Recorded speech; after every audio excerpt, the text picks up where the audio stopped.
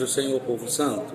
Começamos a temporada de perguntas e respostas ou reflexão sobre um assunto que foi colocado lá nas enquetes. Então, vamos a elas, né? Eu vou às quartas e sextas responder entre 3 e 5 a cada dia, para que a gente possa falando do maior número possível daquilo que foi colocado lá. Então, eu quero começar por uma pergunta muito interessante que uma irmã fez. Pastor, eu sou evangélica, cristã, fico na igreja e o meu namorado não é. Ou estou gostando de alguém que não seja evangélico. Qual a sua opinião sobre isso? Excelente pergunta, né? Bom, eu gosto de pensar que cada um de nós tem a sua forma de pensar, cada um de nós tem os seus objetivos. Quando a Bíblia fala sobre julgo desigual, que é o texto, que é vamos dizer assim, a forma como os pastores e líderes tratam desses assuntos, nós damos um peso. A palavra julgo está ligada a peso, a fardo,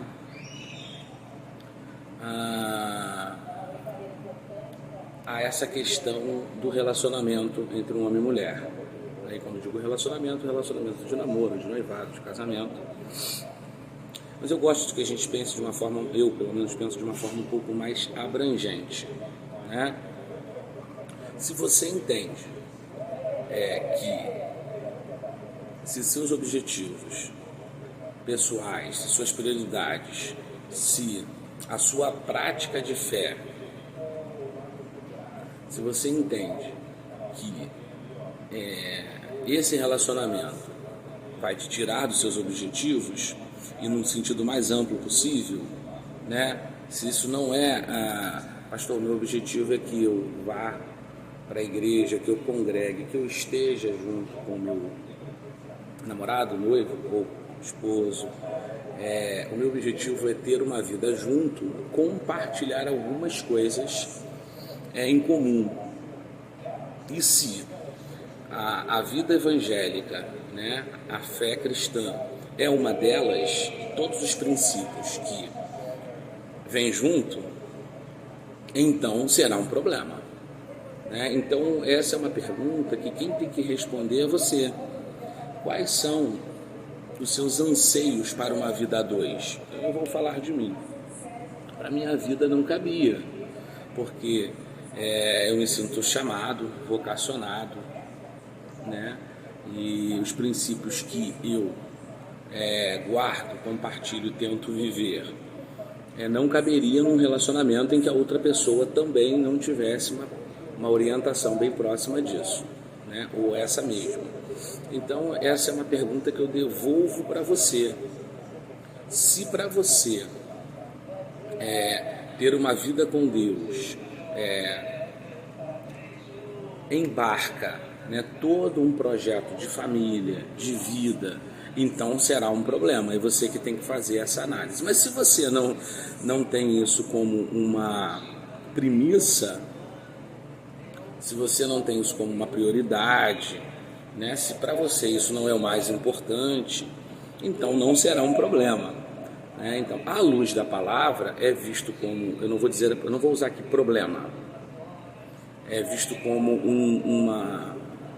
um peso desigual na balança, um desequilíbrio por conta daquilo que cada um entende sobre princípios, valores, sobre o companheirismo, estar juntos, né? Comungar das mesmas ideias, da mesma fé. Então, se você tem por objetivo, quero resumir assim, eu entendo o meu relacionamento com Deus, eu entendo que eu tenho esse desejo, esse anseio, entendo que eu quero ter uma vida a dois, familiar, que aponte para uma caminhada toda com Cristo, de todos, então vai ser um problema.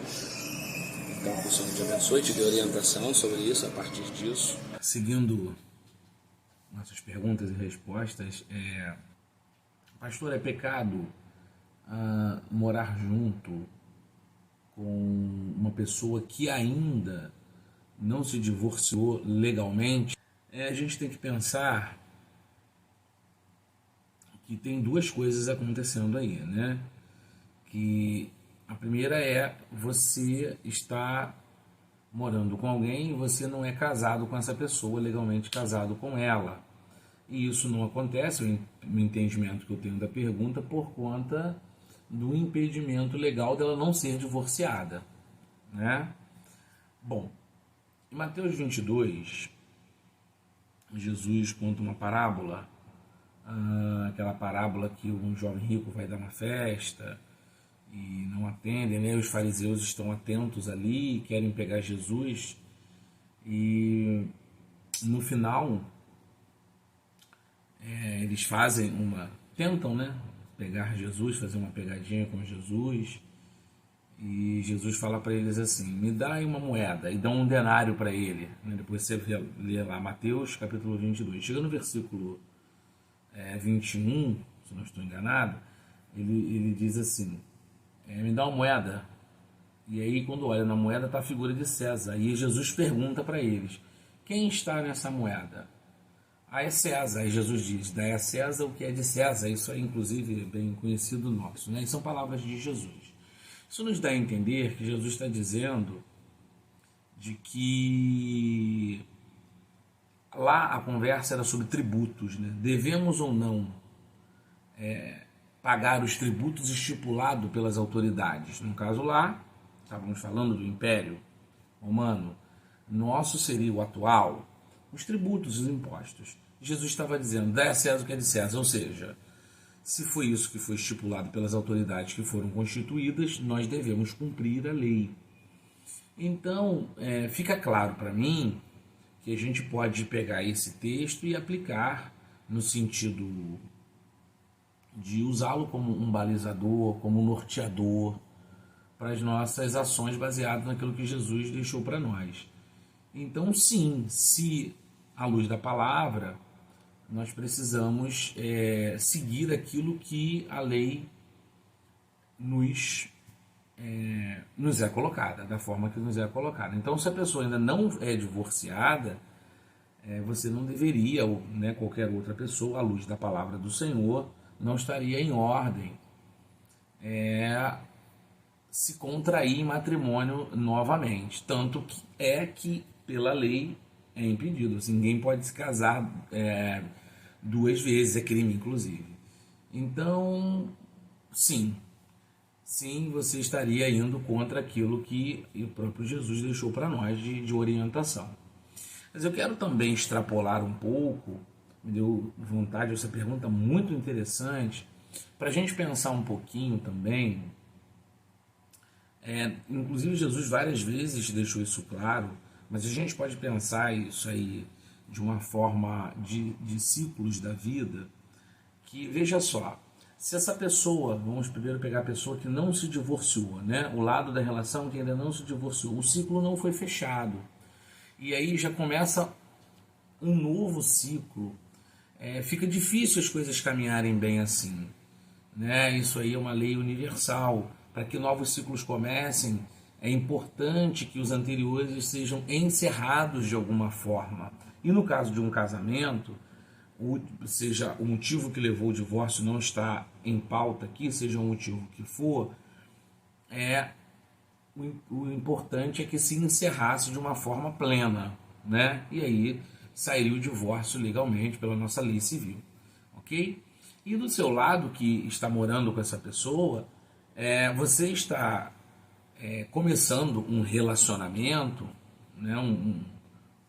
Você está contraindo um relacionamento que inclusive não terminou do ponto de vista do sistema. Então também fica muito difícil as coisas caminharem, a fluírem de forma mais saudável nesse sentido. Então também pense por esse lado de que a vida é feita de estações, de ciclos, né? Inclusive isso tem em Eclesiastes, existe respaldo bíblico também para a gente ir nesse caminho. E se você for para o campo da psicologia, da mesma forma, então pense nesse lado, de que é interessante que as coisas comecem, tenham início, meio e fim, e que se organizem dentro disso os processos para que flua novamente, né? Porque o entendimento de que você vai contrair uma união, ela precisa, pelo menos, de começar de forma organizada, né? Então fica aí a nossa palavra, que Deus possa te abençoar e cada dia mais o seu espírito possa te orientar. Para nós evangélicos, o sexo é só para procriação, né? Para que se tenha filhos?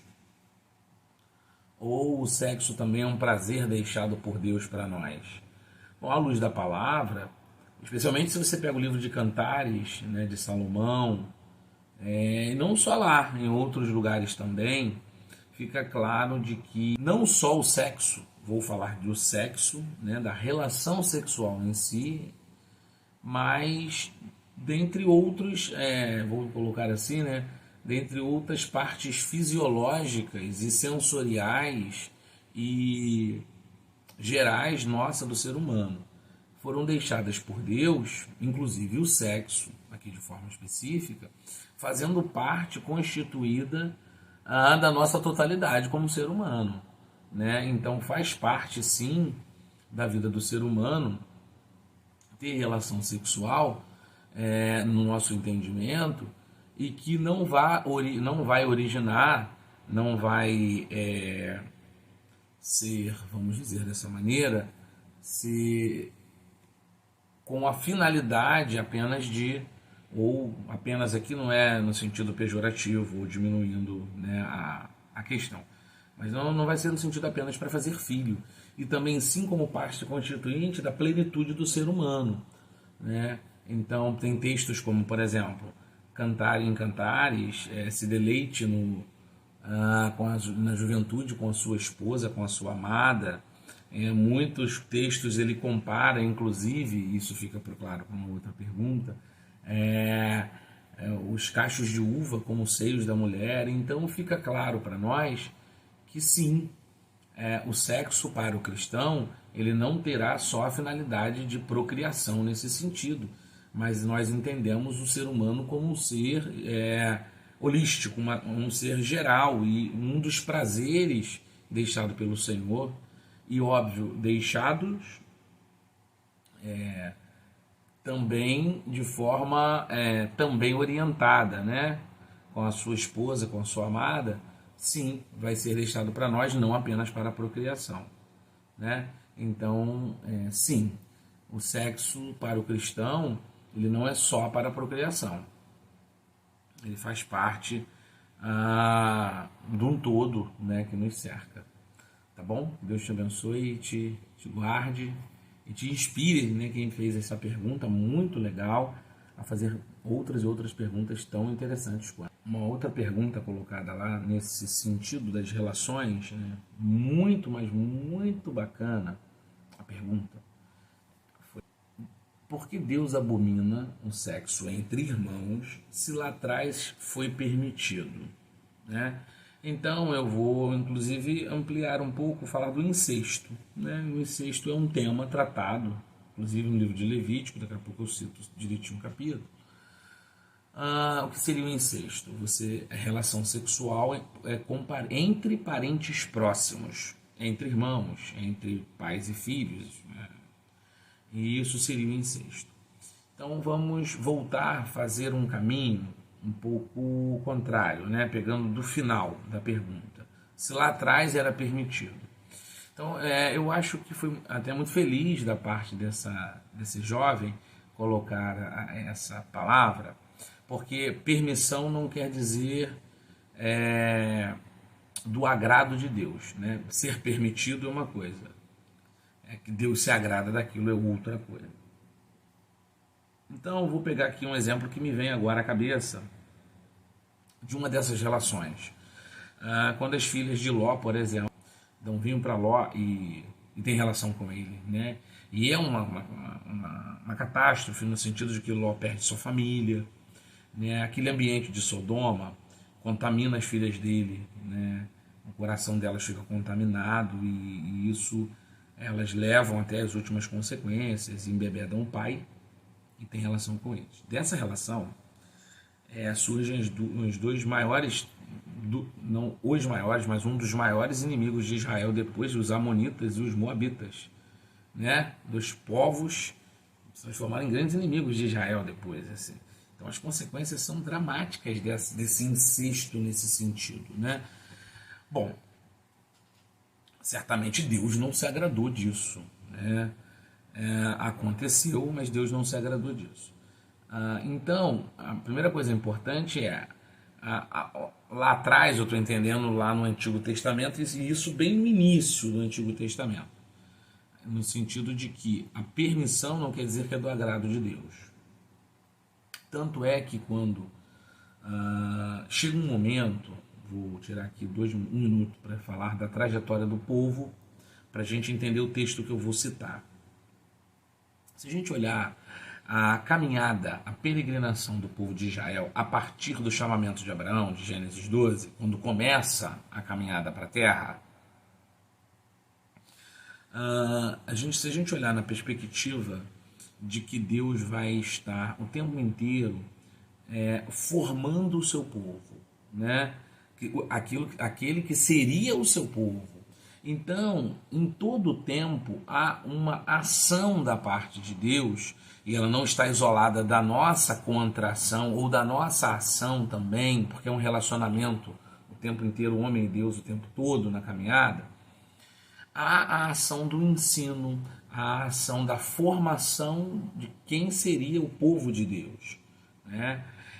Então, como estamos falando do incesto, chega inclusive um momento, o centro, talvez a palavra central do livro de Levítico seja Kadosh, no sentido da santidade, de levar o povo ao entendimento de uma separação, de que eles eram um povo separado para a adoração de um único e exclusivo Deus, Yahvé. Então, assim, no capítulo 18, por exemplo, há lá toda a lei sobre o incesto, que fica proibido, né? Já é o tempo de Moisés, que é depois de Ló, né? Então há a proibição mesmo veemente do incesto, da relação sexual entre parentes parentes próximos. Então fica assim proibida, isso não agradava a Deus. Então também é um momento de ensino para o povo. Como tantas outras coisas aconteceram, não é o espaço aqui, nessa perspectiva da caminhada até a terra prometida, eu diria a caminhada eternamente, até Jesus voltar, né, de forjar um povo, né? Naquele momento, forjar o povo que seria a nação, o povo de Israel futuramente. Então, tem um momento crucial em que isso é determinado como proibido, né, mesmo. Levítico 18, depois você lê, está lá. Também gostaria de fazer aqui que a gente pensasse que, do ponto de vista de sociedade, cultural, essa é uma questão bem discutida também. Recentemente eu estava lendo um artigo da USP, da Universidade de São Paulo, sobre algumas culturas que ainda permitem o incesto e que estão mudando de opinião por uma questão de controle da sociedade, de organização da sociedade.